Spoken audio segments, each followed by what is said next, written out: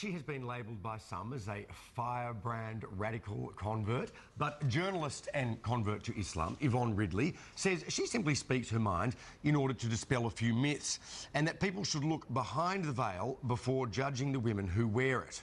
Now, here is a very unusual story of conversion to Islam, one that came about after being held captive by the Taliban in Afghanistan. And Yvonne joins us now from the UK to talk about it. Lovely to talk to you, Yvonne. Welcome to the show.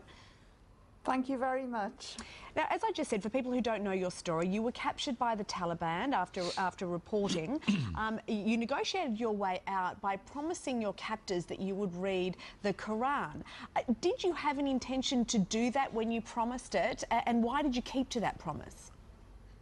I would have promised to have learned Swahili backwards if I thought it was going to get me out of that situation. Not as life-changing, I imagine. Yes, quite. But once I got back to London, I reflected on the experience and realised that Islam was a way of life and more than a religion that was picked up on a Friday and put down again after Friday prayers. So to report with any degree of accuracy on the Muslim world, I thought I need to read this Holy Quran and fulfill this promise. And so I started to read it. I was already a practicing Christian, so I didn't actually make a great leap of faith. I'm still praying to the same God. I just do it in a different way now. What was it about Islam that appealed to you so much that you wanted to convert and went through that process, Yvonne? Well, it took about 2 years of thorough investigation. For me, I felt it was the theme of equality and justice which ran through the pages of the Holy Quran. Now, that might surprise quite a few of your viewers because there is a different vision of Islam out there. Some of it by a media that has an Islamophobic streak, and some of it because of the antics that are happening in the Muslim world today. On that point, I mean, many people just assume that it is integral to Islam that women are subservient or in many ways subjugated. Now, of course, pardon me, Yvonne, around the world, we all have so far to go to ensure equality between men and women. Even here in Australia, you know, the gender pay gap's a huge issue. Domestic violence remains a huge issue. There are many indicators by which women lag behind. Though it must be said that there are numerous countries around the world, cultures around the world, that use Islam, wrongly or rightly, as a justification for the cultural subjugation of women. I mean, what do you do about that? Well, the trouble is, Andrew, if men get a chance, they will try and force and control and push their views onto women. And, you know, we just have to stand up and be robust in the face of this misogyny, which, as you quite rightly pointed out, isn't just something that's in the Muslim world. It's a global problem.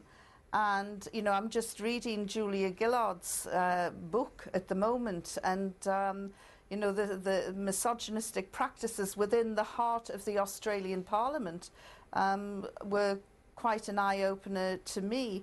But I think that, you know, we've really got to start trying to reach out and understand more, not just in the Muslim world, but there are all sorts of injustices happening to women around the world that we must address. You've been a member of the feminist movement since the 70s. You still call yourself a proud feminist.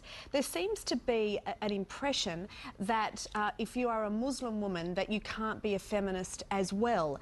How do you believe that the Quran looks at women? Well, the Quran makes it perfectly clear, makes it crystal clear that women are equal in spirituality, worth and education. But as was mentioned before, there are some men who will try and distort the message in the Quran, try and, especially in patriarchal societies, try and force their views in the name of Islam, which is wholly incorrect. And the best way to challenge this is through knowledge and through the Quran, because when you start challenging men about the contents of the Quran, they usually take a step back. In the Quran, Yvonne, as well as in, you know, the Bible and as well as in the holy text of many religious traditions, there are certain injunctions about the way that men may, for example, discipline their wives, which would, on the face of it, seem to be a very patriarchal, very dominating. And yet the lived experience for people of those faiths is often very different. How do you address that disjuncture between, you know, the written word and the lived experience where it does exist, particularly when you're dealing with, you know, fanatics of any religion?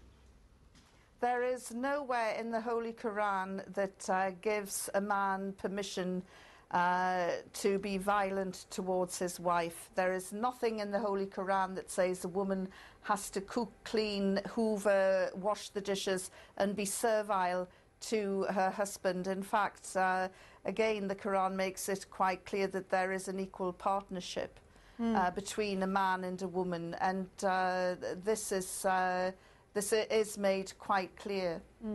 Yvonne, you were a party girl before you converted. I read somewhere that you'd said you always had a bottle of Bolly at the ready. Do you feel like you have found peace now, and do you miss your partying ways? Well, you know, I wasn't a bad person before I converted to Islam, and in fact, I wasn't even looking for anything at the time that I was captured in Afghanistan.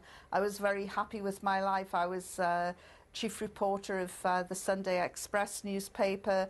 And for me, you know, I was a party girl and loved life. I still love life. I just have focused my life in a different, more meaningful and constructive way now.